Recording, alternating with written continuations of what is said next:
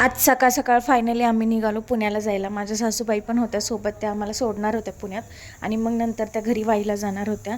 माझ्या गावातून माझ्या माहेरमधून PMP हडपसरपर्यंत, त्याच्यामुळं काही टेन्शन नव्हतं. मस्त आल्यानंतर लगेच दोघांनी मस्तीला सुरुवात केली आणि दिवसभर माझा अख्खा सगळा आवरण्यात गेला.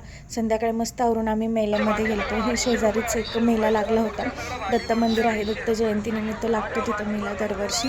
आणि एवढा काय काय होतं ना घेण्यासाठी ते आदू तर आमचा पहिल्यांदा गेल्या गेल्या ओरडून ओरडून मला त्या बोटीत बसायचे आणि खूप काही होतं, म्हणजे काही घ्यावं का बघावं का कशात बसावं असं मला कन्फ्युजन झालं होतं. आणि हे एक रील तयार करायचं एक होतं, पण ही मुलगी एवढी एम्बॅरेस झाली होती ना, कारण सगळे तिच्याकडे बघत होते अगदी एकटक. आणि आमच्या चिकूने पहिल्यांदा हे एक्सप्लोअर केलं होतं की असं गाडीमध्ये काहीतरी बसायचं.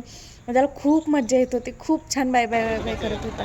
मी आणि माझी एक फ्रेंड आम्ही ह्या ड्रॅगन पाळण्यात बसलेलो आणि स्टार्टिंगला तर एवढी मज्जा आली आम्हाला, खूप मस्त वाटत होतं. पण नंतर आमचे एक्सप्रेशन असे काहीसे होते, एवढी भीती वाटत होती ना. त्यांनी जे स्टार्ट केलं ना, हाय स्पीडला गेला की आमचं अगदी धडधड सुरू झालं होतं. उतरल्यावरती ते पायऱ्या पण नीट कळत नव्हत्या पाय ठेवायला. त्याच्यानंतर मस्त पाणीपुरी खाऊन एन्जॉय केला आणि आमच्या आदूची अशी काहीतरी लगेच आरडाओरड सुरू असते. त्याच्यानंतर घरी आल्यानंतर लग्नाची एवढी सारी कपडे होती ना, जास्त मळालेली नव्हती पण खूप कपडे होती, एकदा घातलेले लग्नात थोड्या वेळासाठी.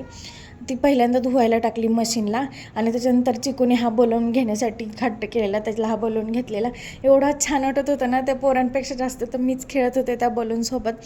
तो असा वरती जाऊन चिटकायचा की त्याला खाली ओढलं की एवढं छान सॅटिस्फाईंग वाटत होतं त्याला. संध्याकाळी चिकूला काही झोप येत नव्हती, त्याच्यामुळे मस्त खेळ आणि छान दिवस एन्जॉय केला.